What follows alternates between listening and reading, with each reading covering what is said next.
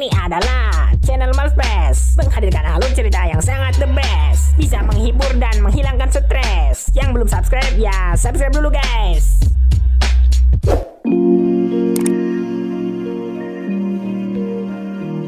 Halo kawan-kawan barengan, welcome back with me Sam. Siap menghibur kalian hari ini. How are you today kalian? Semoga sehat-sehat dan bahagia selalu. Tanpa berlama-lama langsung saja. Inilah Snowpiercer Season 3 episode 8. Pada episode 8 ini diawali dengan Ruti yang mengunjungi kediamannya Asya. Karena Ruti mendapatkan laporan jika Asya mencuri persediaan makanan dari pasar. Dengan baik-baik dan lembut Ruti menanyakan ada apa dan kenapa alasannya. Setelah diselidiki, Ruti pun menyimpulkan bahwa Asya ini ketakutan. Ketika tinggal di pabrik nuklir, sebenarnya Asya dan orang-orang yang bertahan hidup di sana saling bermusuhan. Hingga Asya terpaksa meracuni semua orang untuk menjaga keponakannya tetap aman. Akan tetapi, keponakannya juga tak lama kemudian meninggoy karena kanker. Menyisakan dirinya seorang di pabrik nuklir itu selama 4 tahun kesepian. Mengetahui penderitaan yang dialami oleh Asya, Ruti pun menawarkan sesuatu untuk Asya. Ia menugaskan Asya untuk bekerja di gerbong tani.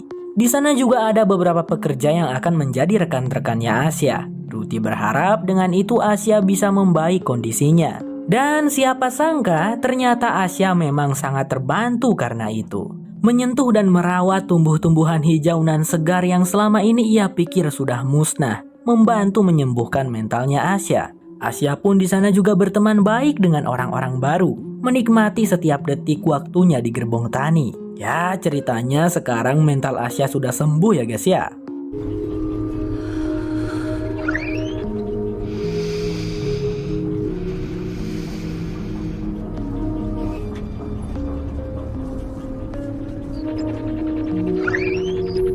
Di suatu pagi, Layton menemui Asya dan berbicara empat mata dengan Asya.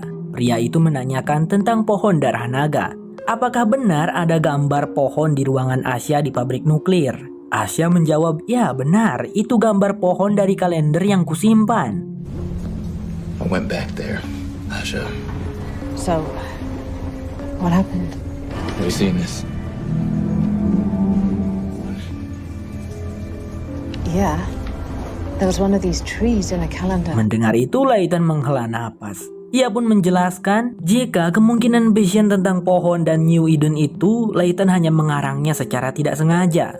Kini Layton sudah kehilangan kepercayaan tentang New Eden dan ia sendiri ragu apakah harus melanjutkan perjalanan mereka ke sana. Tapi di situ Asya berkata bahwa dirinya mendukung Layton dan Asya percaya dengan penglihatan Layton tentang New Eden. Tiba-tiba Ruti datang dan memberitahukan jika Ben dan Alexandra memanggil mereka. Singkatnya, Layton, Ruti, dan Bastille pun menemui kedua engineer itu. Apalagi yang akan mereka bahas kalau bukan tentang Melanie. Setelah diberitahu oleh Wilford tentang kemunculan sinyal rel di dekat wilayah Prancis, Alex pun memeriksanya di komputer. Ia melihat ada jejak penggunaan daya penggerak jalur rel, dan jejaknya itu berasal dari jalur tes Gunung Rocky. Alex memberikan teori, mungkin itu memang benar Melanie yang berhasil menemukan kendaraan pengukur rel lalu menaikinya. Tetapi masalahnya, ya benar kendaraan pengukur rel bisa melaju berbulan-bulan atau bahkan bertahun-tahun. Tapi penumpangnya bagaimana? Jika benar pun Melanie menaikinya, kalau tanpa adanya makanan dan minuman bagaimana Melanie bisa bertahan hidup? Namun apapun hasilnya nanti mereka tetap harus menjemput Melanie. Meskipun kemungkinan besar mereka hanya akan menemukan mayatnya Melanie saja. Setelah kesepakatan diambil, kereta Snowpiercer pun berpindah jalur untuk memutar, mengikuti jejak dari kendaraan pengukur rel yang mereka curigai dikendarai oleh Melanie. Ruti mengumumkan hal itu kepada para penumpang Snowpiercer. Something's moving out there. You think Melanie's alive? Saw that some of them have lost use. Track switches operate on battery power. So Melanie. It's gotta be her then. It's to the Rocky Mountain test track. Beberapa saat kemudian diperlihatkan Layton dan Zara yang sedang berbincang di kediaman mereka. Mereka berdua mulai membahas tentang hubungan mereka sekarang. Dan sepertinya Layton ataupun Zara setuju bahwa hubungan mereka hanya sebatas orang tua untuk Liana. Mereka tidak berniat untuk rujuk. think I went backwards. Are we okay? No, she's right there in your arms. You and I, we just share one responsibility. We were just trying our best. There's no shame in that.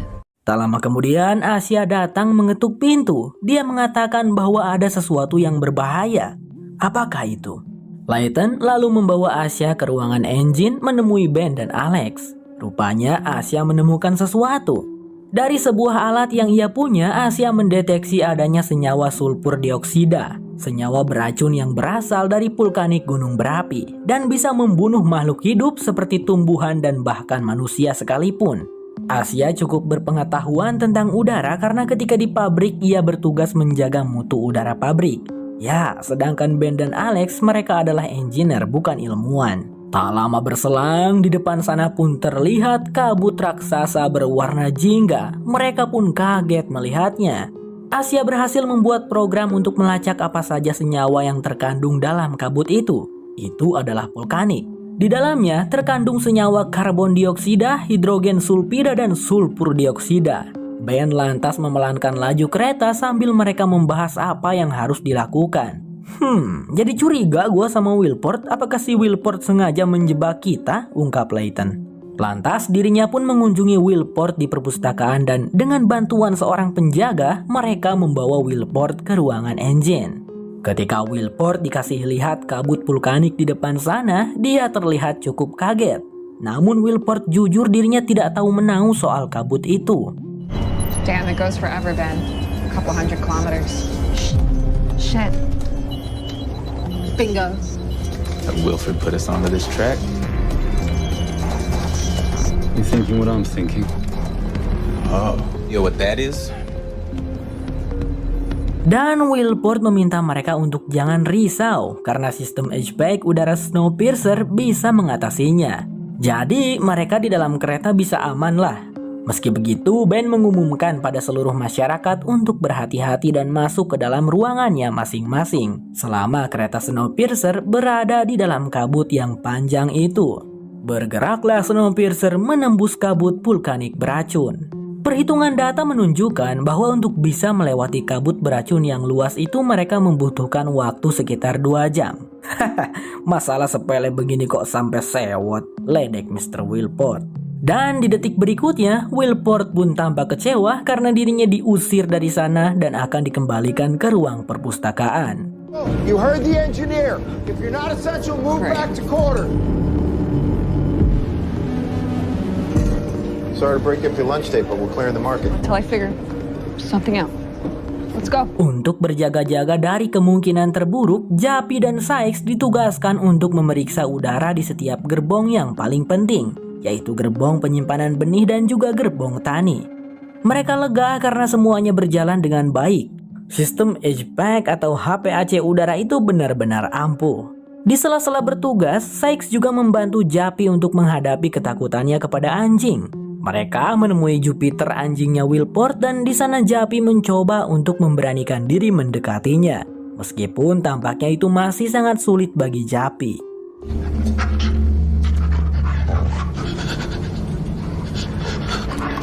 Victor, you're closer than you were yesterday. It's okay. Hey. Jupiter, no.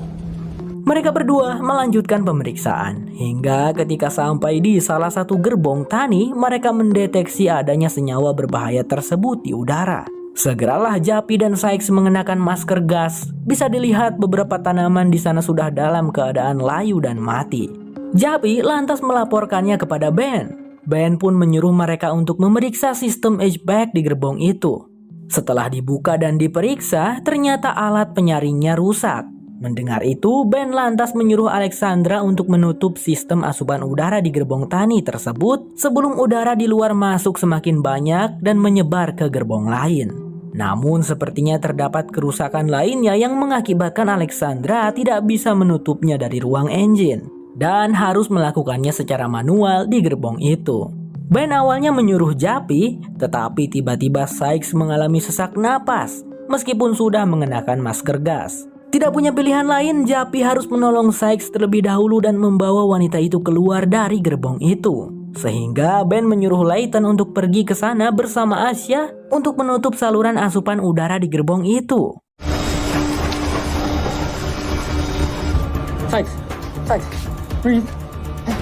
We gotta stop it before it cascades.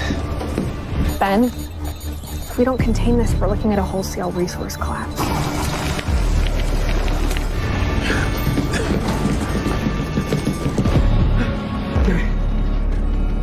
Singkat cerita, Layton dan Asya pun sampai. Mereka berpapasan dengan Jappy dan Sykes. Berbeda dengan Jappy dan Sykes, Layton dan Asya datang ke sana dengan berbekal persiapan matang. Mereka berdua mengenakan kostum pelindung dan helm oksigen untuk bernapas. Dengan dipandu oleh Ben melalui alat komunikasi, Layton dan Asya mulai membongkar sistem pembersih udara itu. Dan Ben memberitahu jika penutupnya berada di dalam. Namun Layton dan Asya mendapatkan masalah lagi karena lubang akses masuknya cukup kecil, sehingga dengan memakai kostum pelindung, Layton maupun Asya tidak bisa masuk. "Adakah jalan lain, Ben?" tanya Layton. Sayangnya tidak ada, Bang Layton," jawab Ben. Lalu Layton mengatakan bahwa dirinya akan melepaskan kostum karena tidak ada pilihan lain. Meskipun Ben melarang keras, karena Layton bisa mati tanpa kostum pelindung itu. Tapi daripada seluruh penduduk kereta mati kan?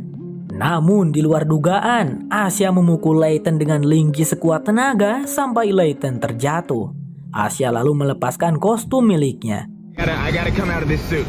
Layton, that is not an option. There's a lot of smoke here. Alright, you don't have a choice. Layton, do not take your breach suit off. You take your breach suit off, you'll be dead in minutes.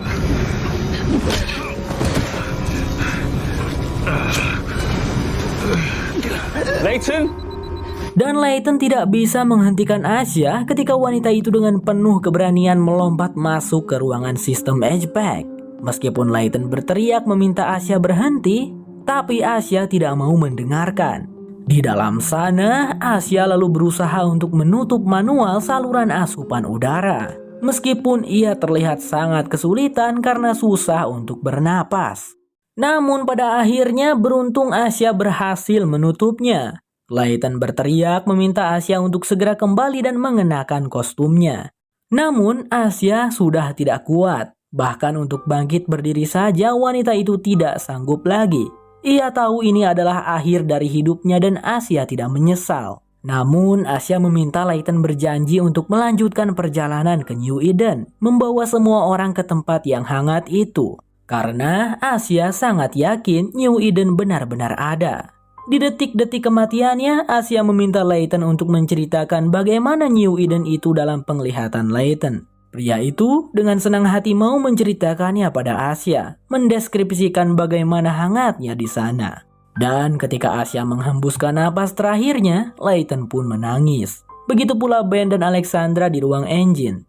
Mereka tampak terpukul mengetahui Asya gugur dalam misi tersebut, menyelamatkan nyawa semua orang. Bersamaan dengan itu, kereta Snowpiercer pun terlihat sudah keluar dari wilayah kabut beracun, melaju dengan cepat seperti biasa.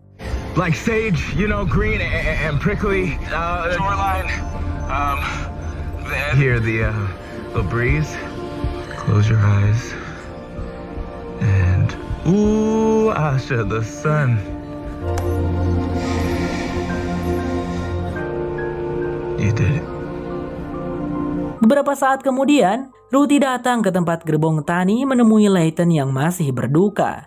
Layton lalu berkata kepada Ruthie bahwa mereka harus tetap melanjutkan perjalanan ke New Eden demi pengorbanan Asya. Dan kini Layton kembali yakin sepenuhnya bahwa New Eden benar-benar ada. Setelah sebelumnya Layton sempat kehilangan kepercayaannya itu. Ya tentu, jawab Ruthie, menyetujuinya. Singkat cerita, beberapa jam kemudian di komputer radar menunjukkan suatu pergerakan di jalur rel. Alexandra dan Ben terlihat senang dan sangat berharap jika Melanie benar-benar ada di sana dan masih hidup. Tapi bagaimanapun, Melanie masih hidup itu adalah hal yang mustahil. Bagaimana caranya bertahan hidup 6 bulan lebih tanpa makanan dan air? Dan inilah pemirsa bentukan dari kendaraan pengukur rel. Cukup kecil ya. Apakah benar Melanie berada di dalam sana? There. It's her.